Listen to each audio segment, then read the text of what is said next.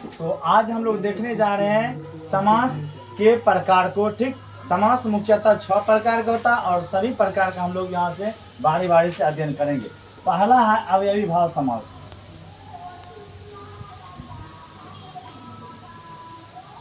अवयवी भाव समास। ठीक, तो अवयवी भाव समास किसे कहते हैं और कैसा होता है? देखिए, जिसका प्रथम पद अव्यय हो। अव्यय का अर्थ होता है अव्यय। वह का मतलब होता है नहीं, व्यय का मतलब होता है खर्च। जो खर्च न हो, वह का अर्थ होता है नहीं, और व्यय का मतलब होता है खर्च। जो शब्द खर्च नहीं हो उसे हम लोग कहते हैं अव्यय। ठीक, जैसे प्रति। प्रति शब्द में कोई परिवर्तन नहीं होता है। ठीक ना, जैसे प्रति मास, प्रति वर्ष, ठीक, प्रति साल, ये सब क्या हो जाएगा? अवयवी भाव समास। यथाशक्ति, यथाशक्ति क्या हो जाएगा? अवयवी भाव समास। इस प्रकार से जिस शब्द का पहला शब्द अव्यय हो उसे हम लोग अवयवी भाव समास कहते हैं। ठीक, इसी प्रकार से दूसरा को देखते हैं हम लोग, तत्पुरुष। तत्पुरुष समास। ठीक, तत्पुरुष समास के बारे में हम लोग बात करते हैं तो जिसमें विभक्ति लगा हुआ, जिसमें विभक्ति लगा हुआ हो उसे हम लोग तत्पुरुष समास कहते हैं। तत्पुरुष समास जिसमें विभक्ति लगा हुआ। ठीक, जिस प्रकार से राजा का कुमार, राजा का कुमार राजकुमार, राजा का कुमार राजकुमार, राजा का पुत्र राजपुत्र। इस प्रकार से हम लोग जो देखते हैं, राष्ट्र का पति राष्ट्रपति, इस राष्ट्र का प्रधान राष्ट्रपति, इस प्रकार जो देखते हैं, जो गौ के लिए शाला गौशाला, स्नान के लिए घर स्नान घर, ये सब हमारा आ जाता है तत्पुरुष समास में। इसके बाद हम लोग देखते हैं तीसरा नंबर में कर्मधारय समास।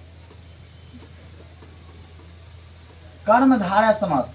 कर्मधारय समास में होता है जब किसी का तुलना किसी से किया जाता है उसे हम लोग कहते हैं कर्मधारय समास। ठीक है, जिस प्रकार से कहते हैं मृग नयन, जिसका नयन मृग के समान हो उसे कहते हैं मृग नयन, अर्थात मृग नयन। जब किसी का तुलना किया जा रहा, किसी का बड़ाई किया जा रहा, तो वहां पे हो जाता है कर्मधारय समास। नील कमल, कमल चरण, ये सब क्या हो जाएगा? कर्मधारय समास हो जाएगा। ठीक, इस प्रकार से अब हम फिर देखते हैं नंबर 4 में द्वंद्व समास को। द्वंद्व समास किसे कहते हैं? द्वंद्व समास जिसमें दोनों पद प्रधान रहता उसे हम लोग द्वंद्व समास कहते हैं। ठीक, जैसे माता पिता, माता भी प्रधान पिता भी प्रधान, अर्थात यह द्वंद्व समास है। द्वंद्व समास का दोनों पद प्रधान रहता से भाई बहन, जितना भाई का महत्व है उतना ही बहन का महत्व है, अर्थात दोनों पद प्रधान है, इसीलिए द्वंद्व समास। भाई और बहन दोनों क्या हो गया? द्वंद्व समास। लोटा बाटी दोनों क्या हो गया? द्वंद्व समास। दिन रात क्या हो गया? द्वंद्व समास।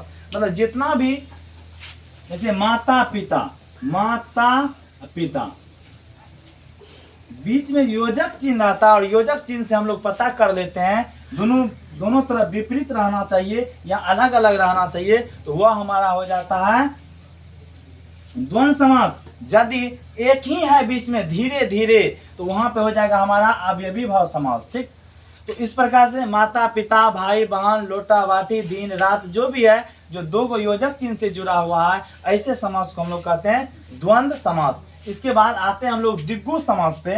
दिग्गु समास क्या है?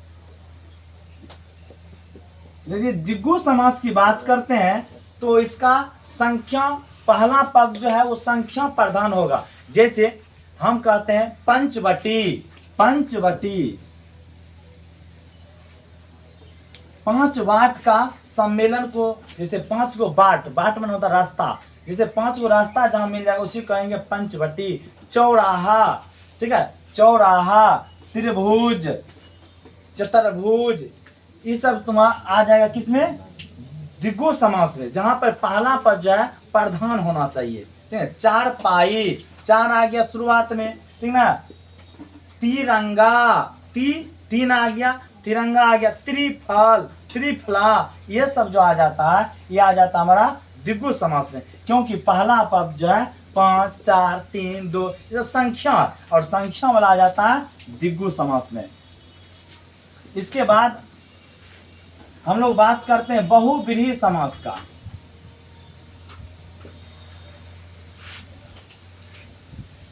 बहुव्रीहि समास का बात करते हैं। तो बहुव्रीहि समास किसे कहते हैं? जिसका अर्थ जो होता है, जिसमें कोई पद प्रधान नहीं होता, अलग से कोई पद आकर के प्रधान हो जाता, उसे हम लोग कहते हैं बहुव्रीहि समास। जैसे लंबोदर, अर्थात जिसका लंबा हो उदर, उदर का अर्थ होता है पेट, जैसे गणेश भगवान, ठीक है।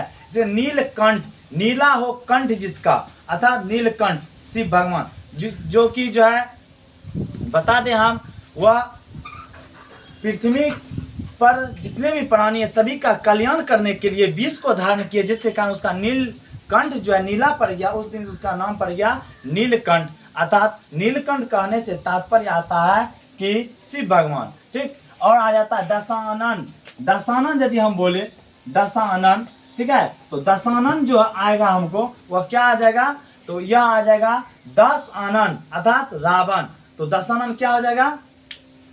बहुव्रीहि समास आ जाएगा, ठीक ना। इसी प्रकार से हम बात करते हैं दिगंबर का, ठीक है, ये सब क्या आ जाएगा? बहुव्रीहि समास में। इसके बिना पानी का बात करते हैं, बिना पानी, जिसके हाथ में बिना हो, अर्थात सरस्वती, ये हो जाएगा हमारा बहुव्रीहि समास। उसके बाद एक और समास आता है जिसको हम लोग कहते हैं नय्य समास, ठीक है। जैसे अन्याय, अन्याय, जहाँ न्याय नहीं हो सकता उसे कहते हैं अन्याय, तो ये हो जाएगा नय्य समास, ठीक है। उसके बाद अकाल, जहाँ काल नहीं हो, अकाल हो जाएगा नय समास। अकर्म, जो कर्म नहीं करता, अकर्म। और जहाँ आता है और से शुरू होने वाले नकारात्मक अर्थ को दिखाने वाले समास को नय समास कहते हैं। तो हम आशा करते हैं कि आप लोग को यह समास समझ में आया होगा, ठीक है। धन्यवाद।